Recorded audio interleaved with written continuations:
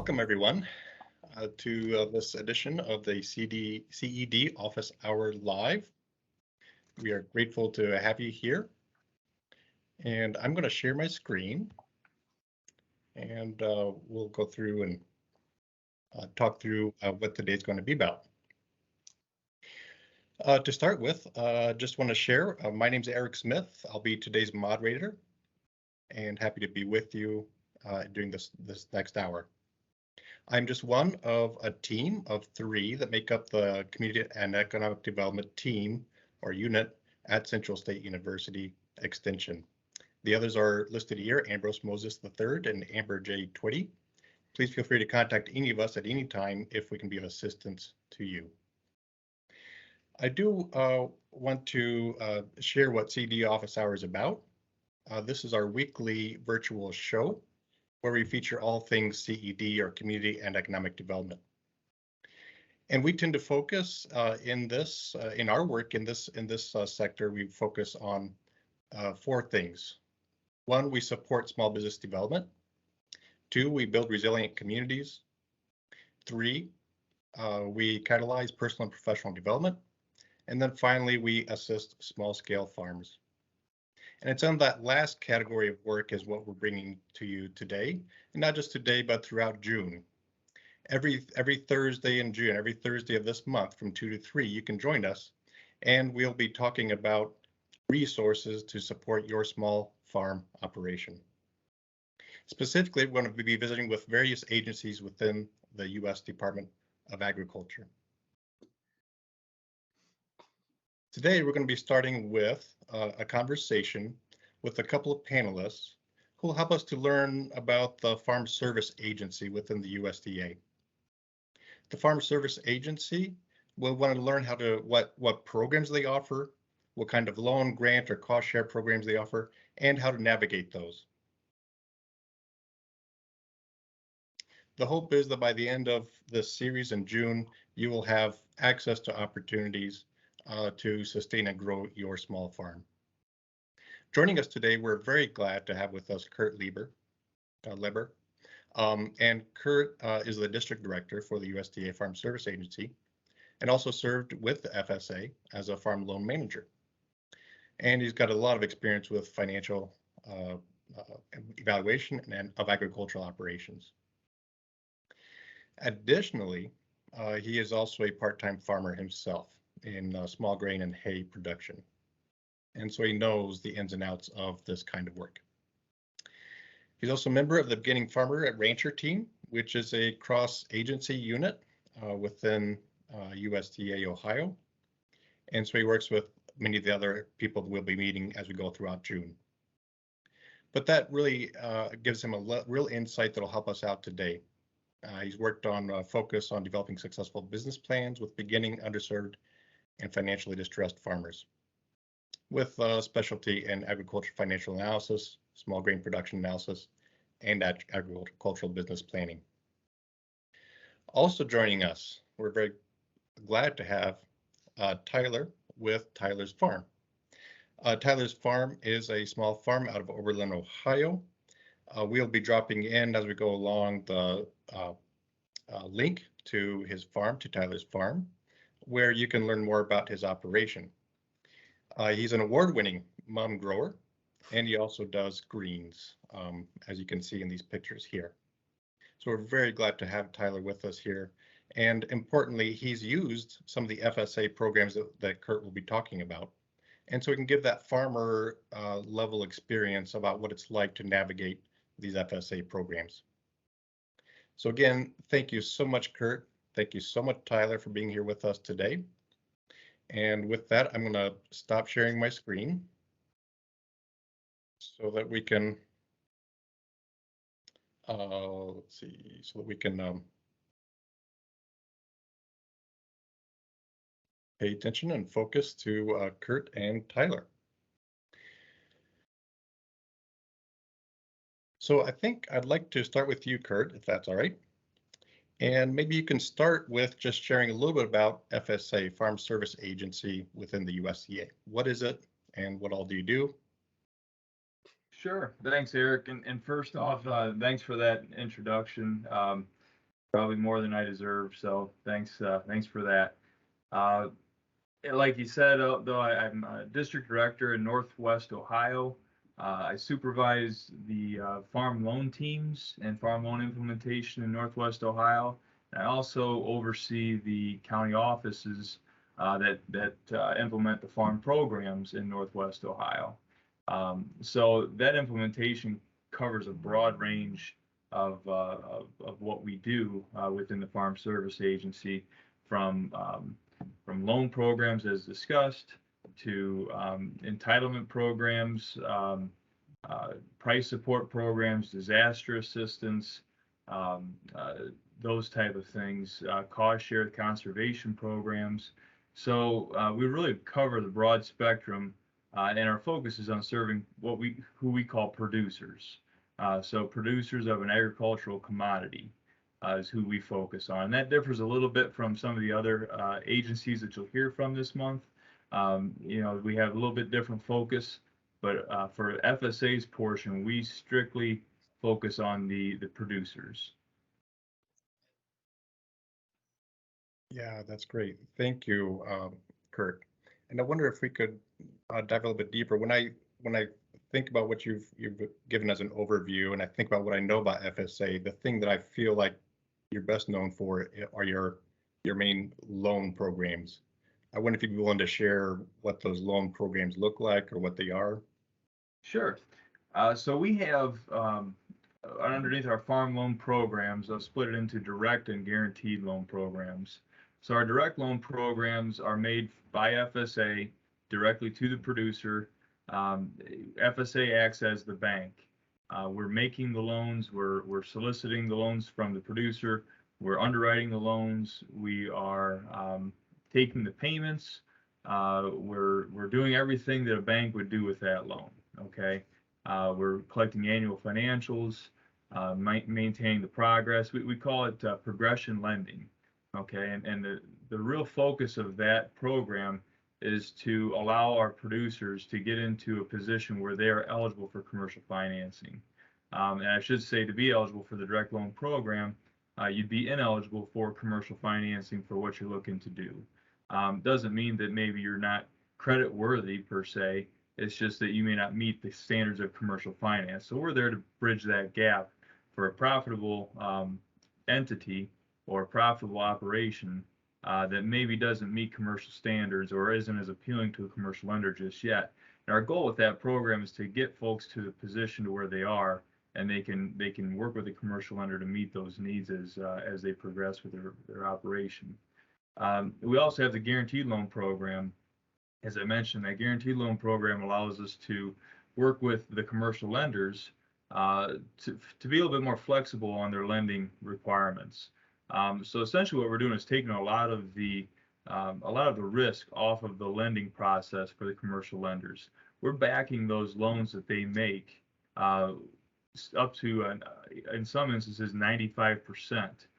Essentially, what that means is if the loan would default and there would happen to be a loss after everything was collected, FSA would back up to 95% of that loss back to the bank, essentially reducing their exposure to 5% of the entire, of the maximum, the entire loan amount if it was a complete and total loss, and it rarely would ever be that. So very attractive program there, and what it does is it allows the commercial lenders the flexibility to put additional money out into the community that maybe would allow a producer to get into commercial finance a little bit quicker than otherwise they would on their own. So those are two ways that we promote getting money into the agriculture communities and allowing for beginning farmers, especially producers that may not have the type of footing, financial footing that a lender would look for. Allows us to work with them to get that experience, get that financial standing, and prove themselves so that commercial lending will pick them up and meet the rest of their needs there. Yeah, thank you. And such an important service. And I think you even have some loan programs that are even really kind of geared toward the small scale farmer and sort of the alternative crop type of farmer. I wonder if you could share about any of those. Yeah, we do. So first, looking at beginning farmers and specifically land access, we have what's called the Beginning Farmer Down Payment Program, and that's actually not only eligible to beginning farmers, it's open to socially disadvantaged applicants, as well as now with the 2018 Farm Bill implementation finally being put out there just recently now, 4 years later. It's open to veteran farmers as well. And this program specifically, what it does, it provides an opportunity for uh, low initial investment because buying land can be capital intensive. It just can. There's a lot of requirements, whether you're going to buy it through a lender or not. 20 to 30% down payments, if not more. You know, stringent financial requirements to purchase land. What we do with this program is we allow FSA will provide up to 45% of the purchase price at 1.5% fixed interest on a 20-year amortization. So that means a 20-year repayment schedule. And we require a participating lender to come in and finance at least 50% of the purchase at their rates on a 30-year amortization. And that helps spread the payments out a little bit. And they're eligible for up to a 95% guarantee with no guarantee fee, which is significant there, because the guarantee fee typically is 1% of the 90% or 95% that we would be guaranteeing. So that's waived in this instance. So that leaves 5% cash down into the deal. That's substantial, only requiring 5% down up front. So it's opened the doors to a lot of folks that otherwise would not have been able to access financing to get you know, the land they need to run and expand their operations.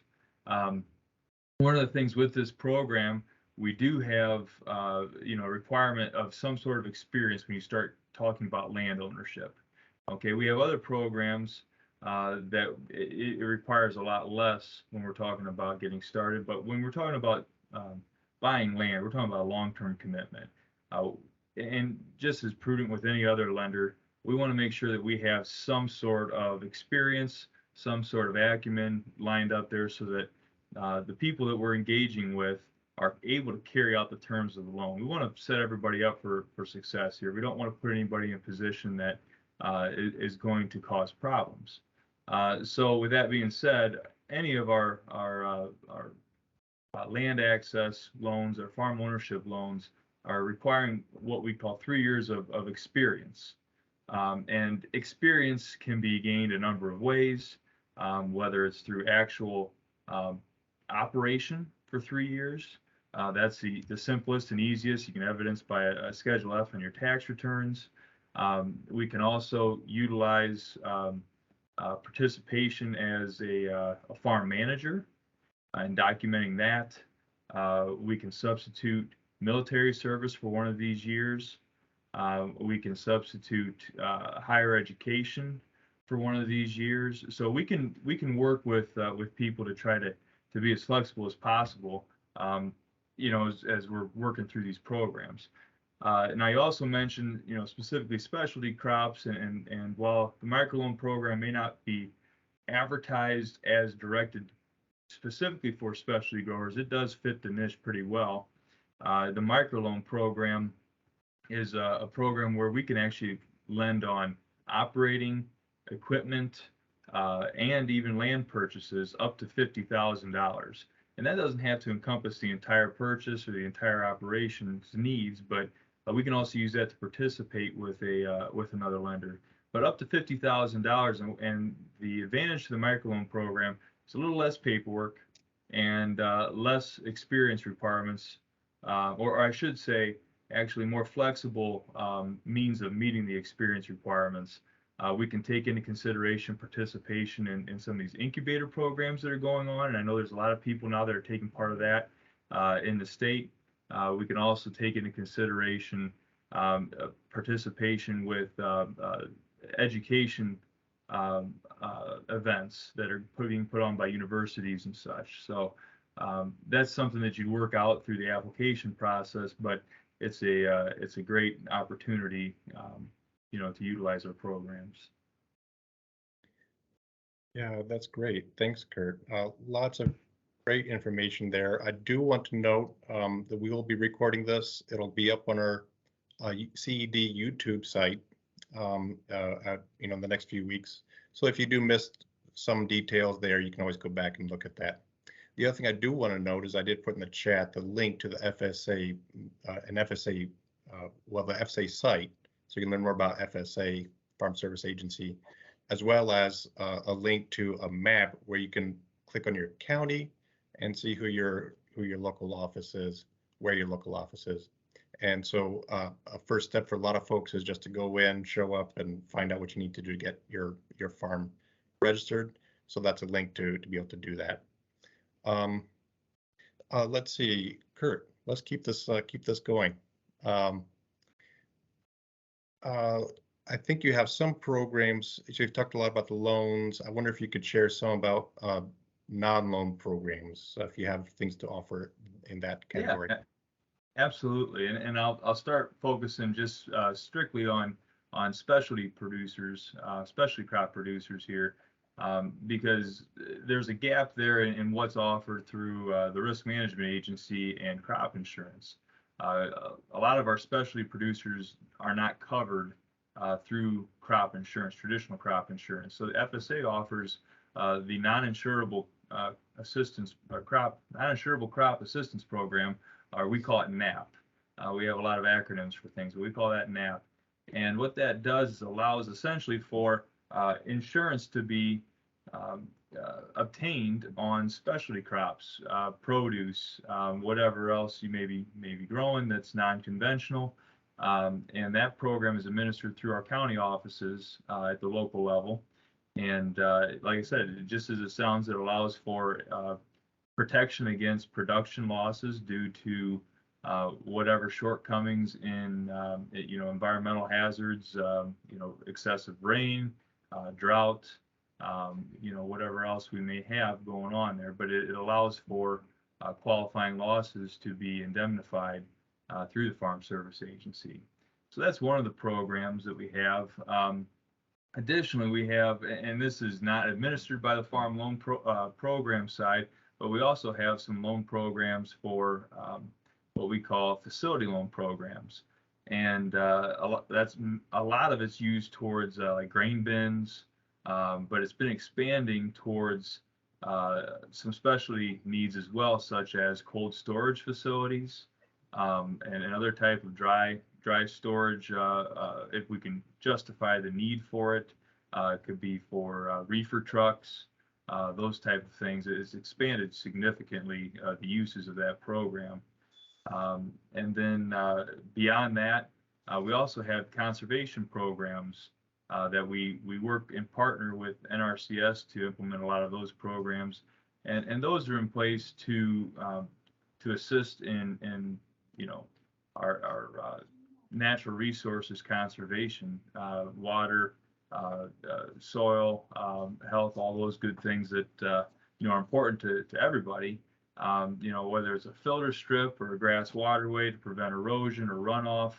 There may be practices that are put out there for pollinators, promoting pollinators in your area.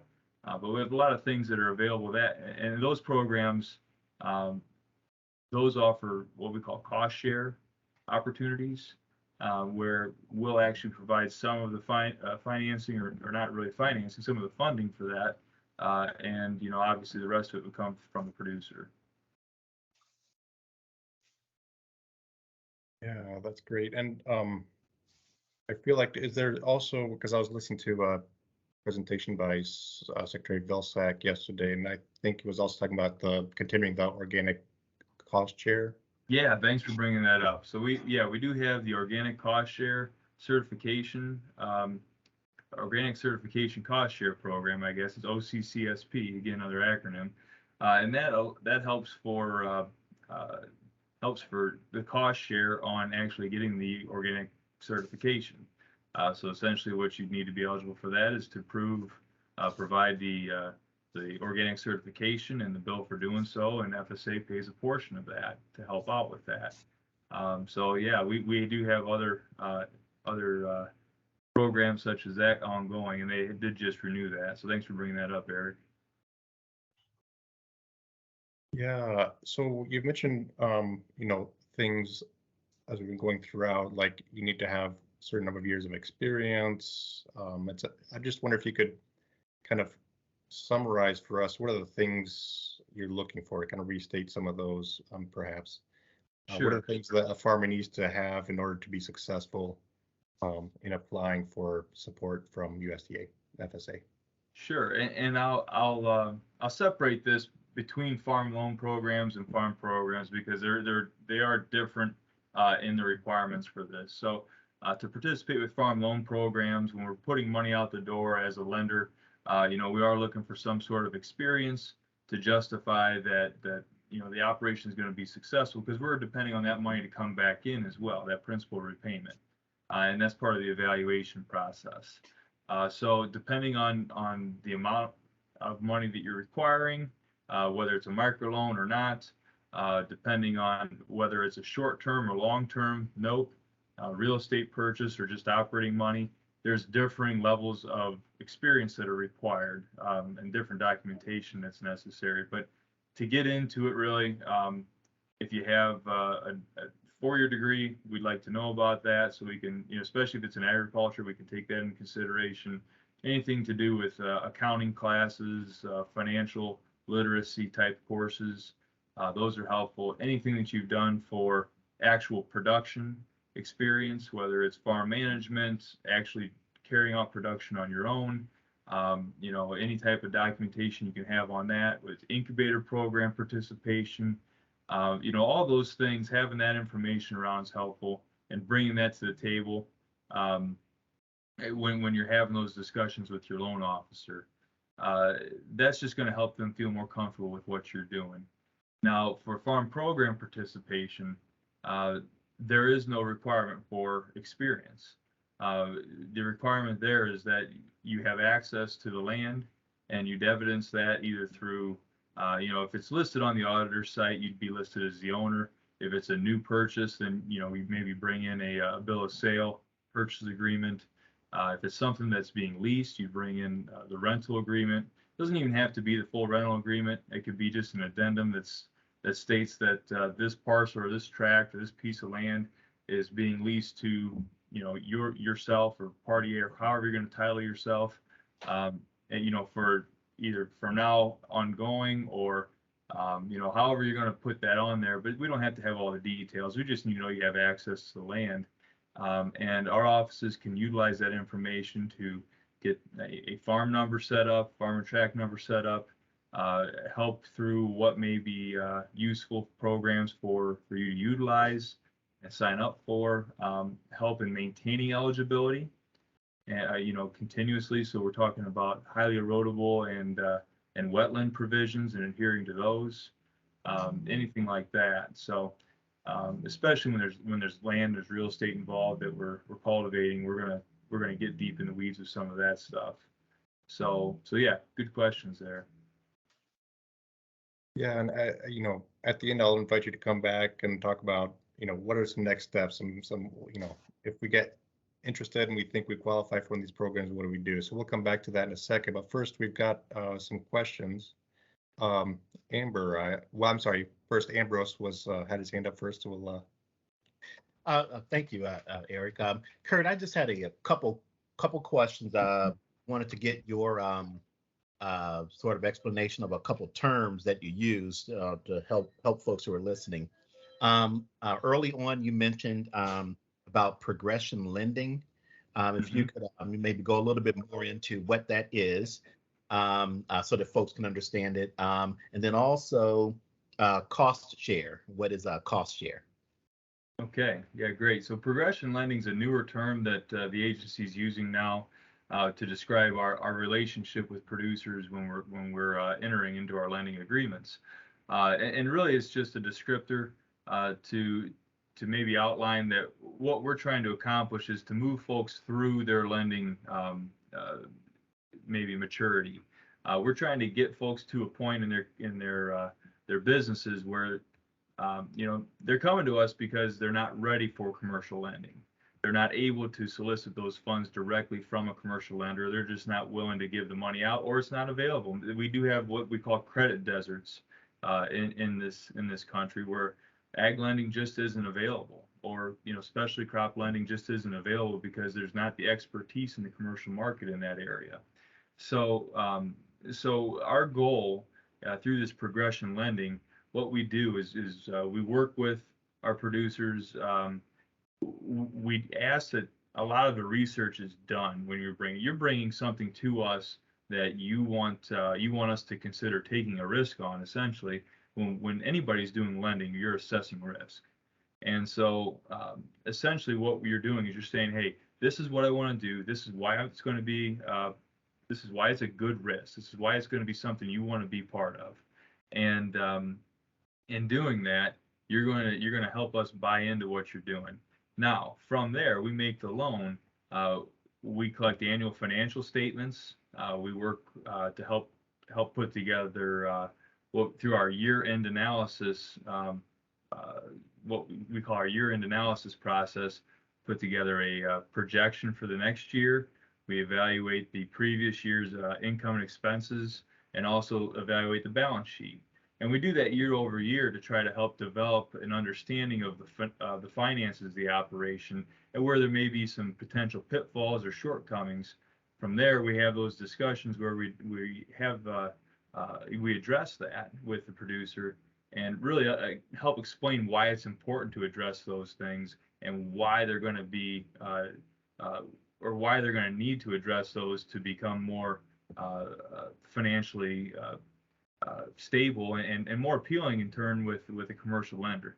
And essentially what happens is, once they get to a point where we can look at the operation and say, you know what, you've done a great job, you're in great financial standing, or you're in really good financial standing, the market's right, it's a good time to maybe talk with a commercial lender and see what they're willing to do for you. And we've had a lot of those discussions just because of the interest rate environment we've been in. Is just still, even though it's gone up a little bit, it's still historically low. And we want to encourage folks to get into those lending relationships while it's still very lucrative, to be honest with you. And so that's what I mean when I say progression lending. And the other term, help me out here. Cost share. Cost share, right? Cost share. So cost share, essentially, just what it says. We're sharing the cost of the project. And different program implementations have different levels of cost share that the agency's getting involved in. And again, those are discussions to have locally with the county offices. They'll help you out with those numbers. But yeah, essentially what it means, we're going to share on the cost of the project, because it's worthwhile to us to have that practice implemented, and it's going to be worthwhile to you to do it. We're just giving an incentive to cross that bridge. Okay. Now does cost share differ from a grant? Because it came up in the context of you talking about some of the non-lending type financial activity that you guys do. And a lot of times business owners and all, they ask about grants. So is cost share similar but not the same as a grant? Or? That's a fair characterization. It's similar. Money's being put out there for a project that has mutual interest between both parties. I say that's pretty well similar there. Grants are probably a little bit more involved, I would say, as far as the actual application process. We do have some that are competitive cost share applications, but those are most of the time they're considered on factors that maybe aren't really within the producer's control, or as in their control as maybe a grant writing process would be. We don't require, and there's really no need for any type of grant writing with any of our cost share programs. So that's really where they start to differ. It's not like there's a board that sits together and puts, labors over whose project's better. A lot of those type of selections are made based on a scoring, and are you going to do this practice? Yes. Do you have highly erodible soil? Yes. Those are worth so many points, and they just move down the line.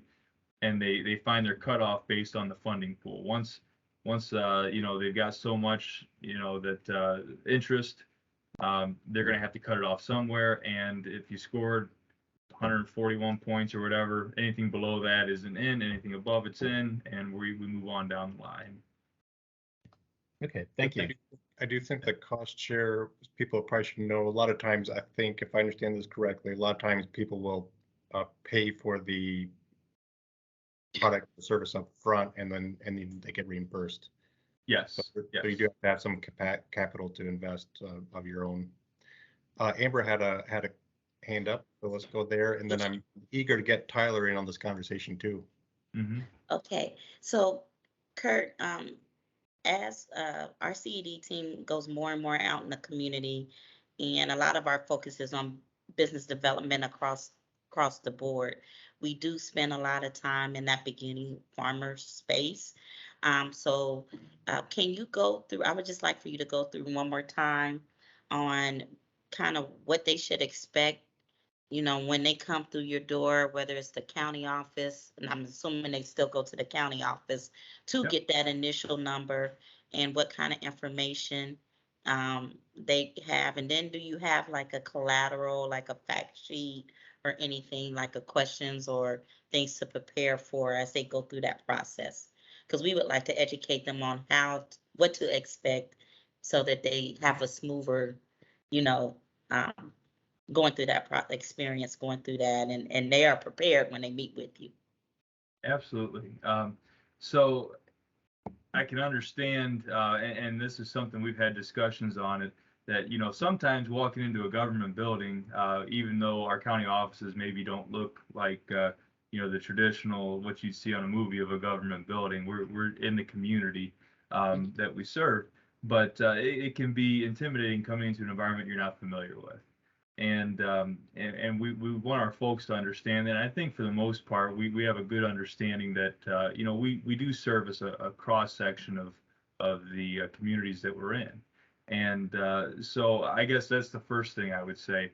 The second thing, to your point, what you need to bring with you, like I said, proof of access to the land, or evidence of what you want to do, what you're thinking about doing. And we can help fill in the gaps to an extent, but it won't be helpful to walk in the door and say, hey, I'm here and I want to know what you can do for me, because there's going to be a lot of questions coming from the other side. So I guess I would say, if that's your approach, be prepared to answer those questions. What are you producing? What are you involved in? How do you market your product? Who's where do you store your product? How do you how do you grow your product? Because we have a variety of different techniques that are used out there. So, having a good grasp of what you're doing, and a lot of times I know that people want to get the cart ahead of the horse and really get involved in programs even before they have their operations started. That really makes it difficult, because we really want to work with producers that, and I don't want this to come off the wrong way. We want to work with producers who have direction in what they're doing, okay? Because those are the ones that are going to be successful. Okay, we don't want folks to come in and ask us, well, what do you think we should do? And as ludicrous as that sounds, I've had those questions. I've had those phone calls. The club said, hey, I know you're from the USDA. I want to get into farming. What do you think I should do? and they're asking, what type of product should I grow? And that's just simply not what we do. We don't give management recommendations. For those type of things, we'd recommend you talk to the university folks, your local people there.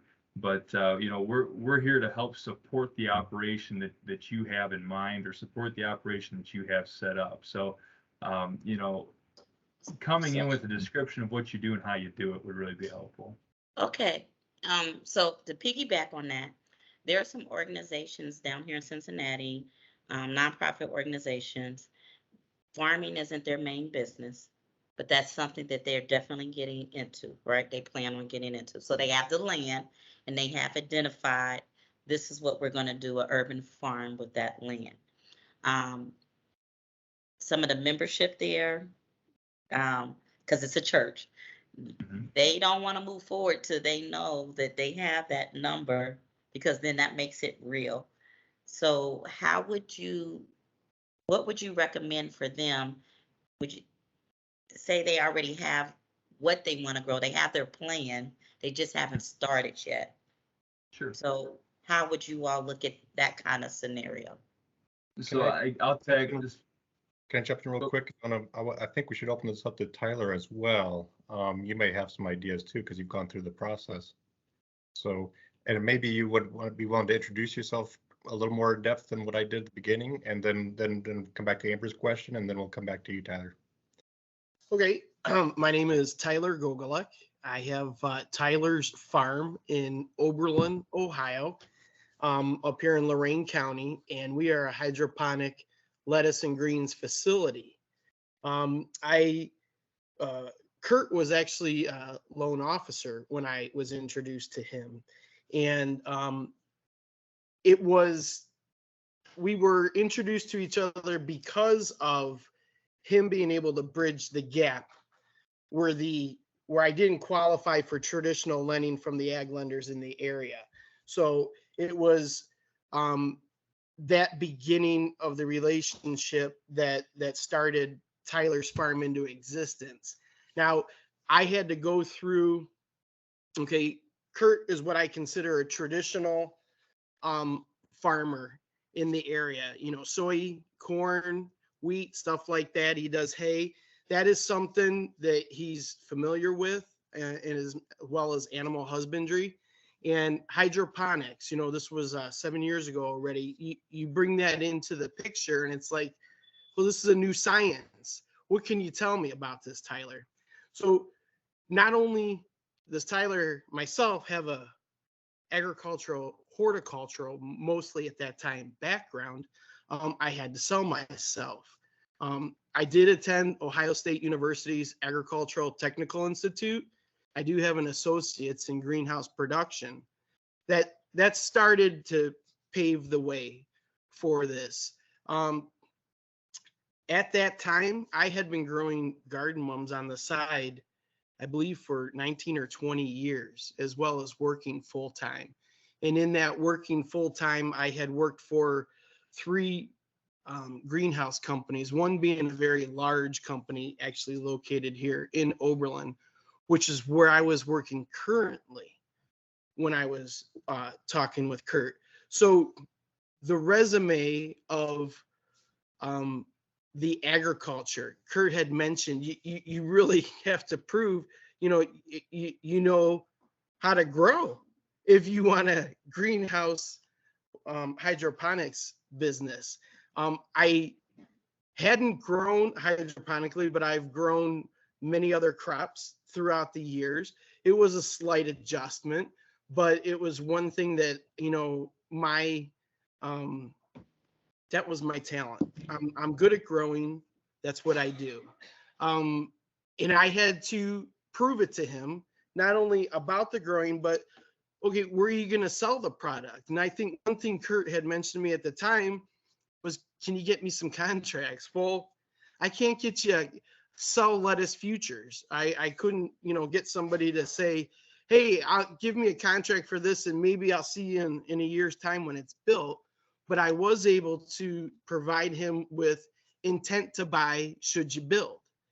So I had to build up a small resume on that as well, that all these people that I have talked to, and you can call them to verify that I talked to them, were interested in buying that product should I have that greenhouse. That was another aid in helping. This was in my backyard, so I didn't really have to go out and buy land. And I had also been planning for it, so I had all the hookups back there, the electrical, the gas, the water, and everything preparing for that. In my view, like, growing's the easy part. All these other factions are what gets you. I was really passionate about it, and I really wanted to be able to build it, but the loan process, it didn't come overnight. It took time. You have to, provide Kurt with everything that he did ask for. And, once the business was up and running, I did contact all of those intent to buys, and all of them stood true on it. And I think one of the best things about being here in Ohio is how agriculturally strong the state of Ohio is and what they have to offer. Ohio State University, I have a lot of connections there. I'll date myself here. My Rolodex of contacts, they are extensive. Also of working, so Green Circle was the company I worked for. I have contacts basically all over the world that you can contact at any given time with any questions to help keep your business operating proficiently and moving forward. And I think networking is one of the assets to any agricultural business once you're off the ground. But you really have to know what you're doing. It's hard for someone to say, I want to be a farmer. It's like, okay, have you ever had farming in your family? I've asked some people, and they're no. I said, well, why would you even bother with it? Do you know what's entailed? Because it's like having a toddler, at your side for all eternity. If I go to bed at night thinking my greenhouse is fine, there's something wrong. I'm always checking.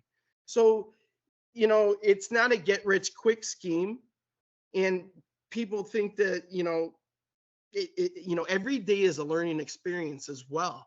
Just when I think things are great, where did this insect invasion just come from? And we're not organically certified, but we follow the same practice.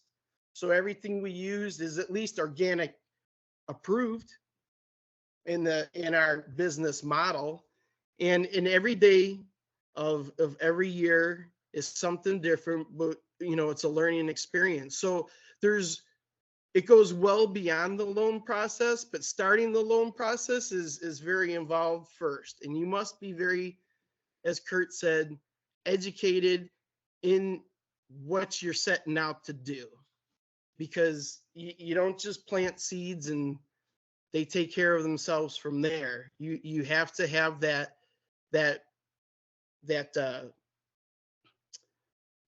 business plan on where they're going after they've been seeded, after they've been harvested, and move on down the line.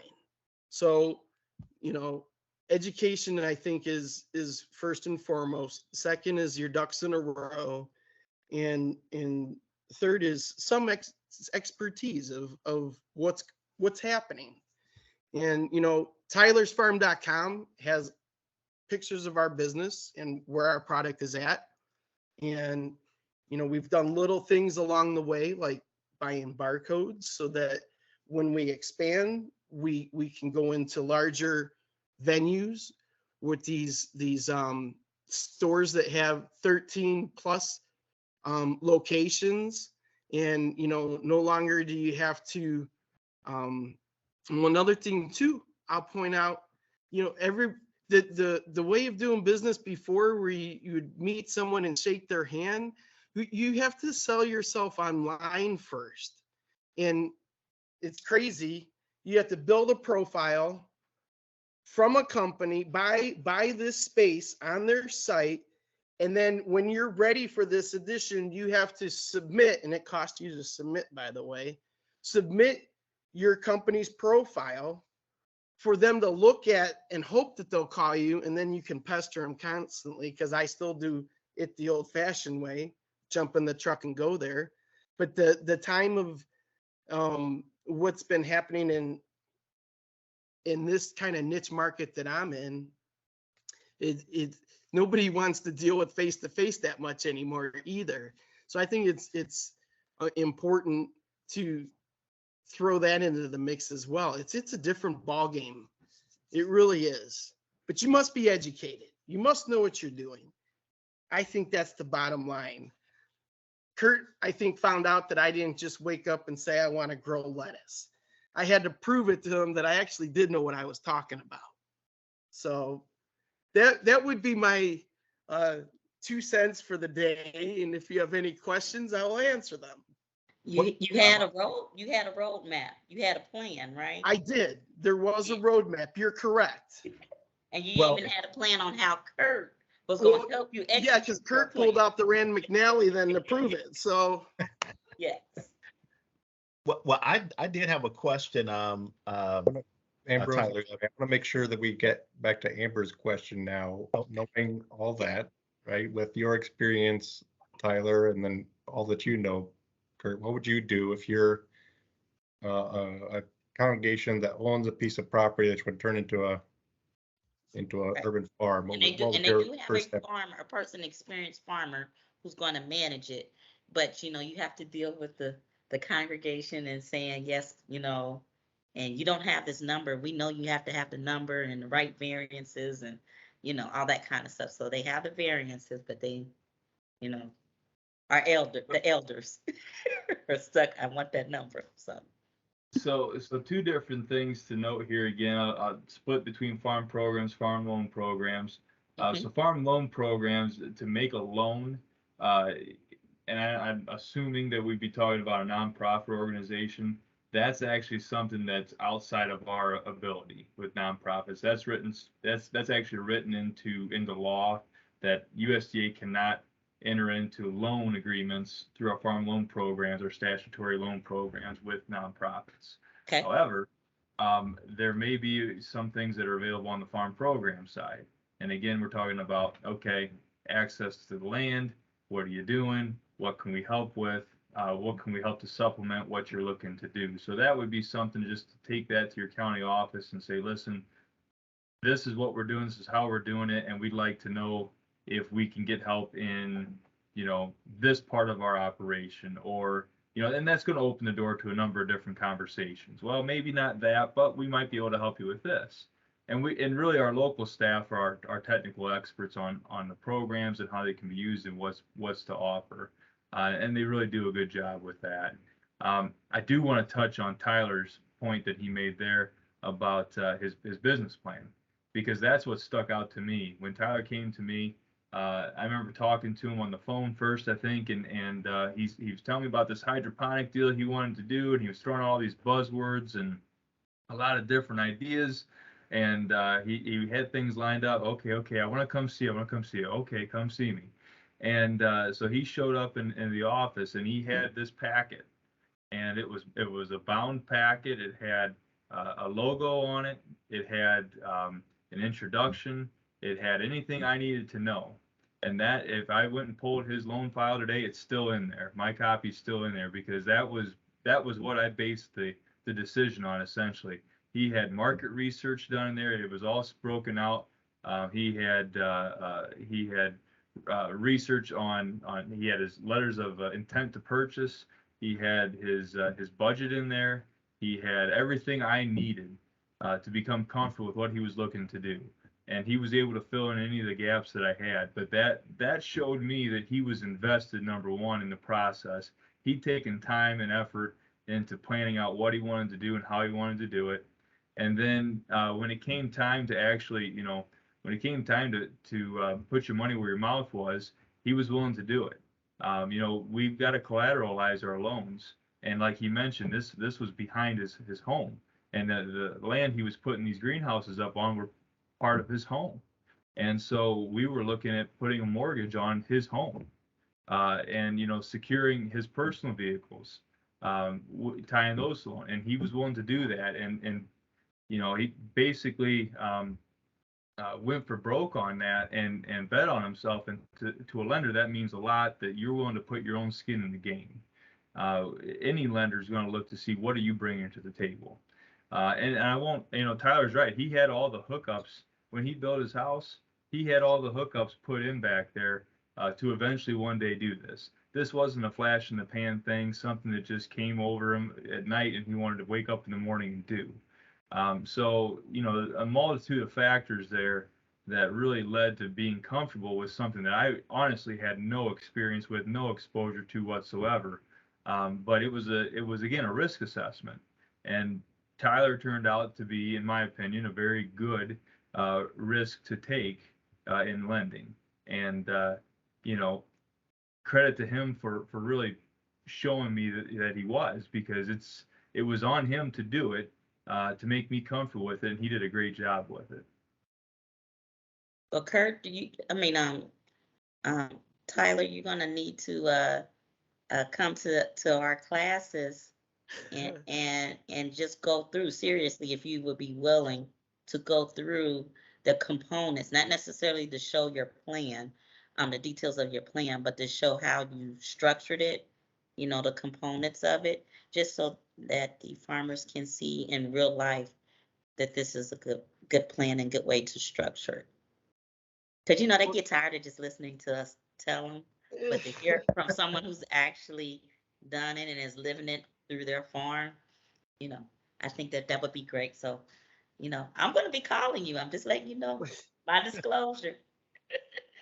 That's Well, great. And Ohio State does offer a lot of classes annually, mostly in the beginning of the, January, February, March of every year. Mhm. They offer a lot of. May I ask what type of agriculture this church would like to do? They're going to do more vegetables. They're going to do more Because vegetables. right now we are in a minimalist society, okay? And my garden mums are pretty much capped at a certain amount per year because it's the box stores sell them left and right. Food is the way to go. Yeah. Just so you know. And that they're in that the is middle of a food a desert. bonus. They're in the middle of a food desert, and they also have a pantry, a very active pantry. But what they're finding is when you get food from the local grocery store, or also from, the food bank, that the food is so ripe, if they don't cook it that day, then it's bad. And so that's not adequately serving. So they said, hey, that is a resource, but we got to look at other things to help serve the community. And so that's kind of how they got into that conversation. And they plan on using the bad food from the pantry to help with the um, to We were make sure that the soil and all that is good, and the recycling or composting piece of we it. So service they're not going to Oberlin, waste anything, but they're right. trying not to reduce all of that waste, even from just running a pantry. We service the Oberlin Community Services, and one thing in growing hydroponics, certain times of the year I get what they call humidity burn, that because the fertilizers aren't working up, and you'll get a little brown edge. And I always mark the box blemished, and I take a few cases up to the pantry, and they always laugh at me with the blemish sticker because our blemish stuff is basically grade A compared to all the stuff that they get as donations. So, you know, because you have to cut off a tip, it's not grade A. And, they love it. And it'll still last 2 weeks in the cooler, no problem. And they distribute it that week, though. No questions asked. But yeah, even nothing is wasted with us. It's all used. So it's a good So thing. I see, I know we can't get all of our questions answered. Our time is quickly coming to a close. And so I'll use that as an invitation to come back next week. And we'll continue the conversation with the USDA agency staff. And maybe you can get your question out there next week. So I feel like this was a great tee up too, just to say that Central State University, we'll make some broader announcements next week, but there are opportunities that we have coming up that might help you hone and strengthen your business, your idea, and make it into a business. We have a business model canvas program coming up, where you can fit your idea onto one page. We also have a series we're going to be doing around farm business planning, specifically for some fellows at the Agraria. but that'll be virtual, so you can join in as well. So we'll make those announcements next week. So make sure you come back so you can get that information. And of course, to hear again from USDA. We will be having with us next week in our CS, one of the groups that Kurt referenced, Natural Resources Conservation Services. And they also have some great cost share programs that could be really useful for you, including your church, Amber, getting a hoop house and those kinds of things.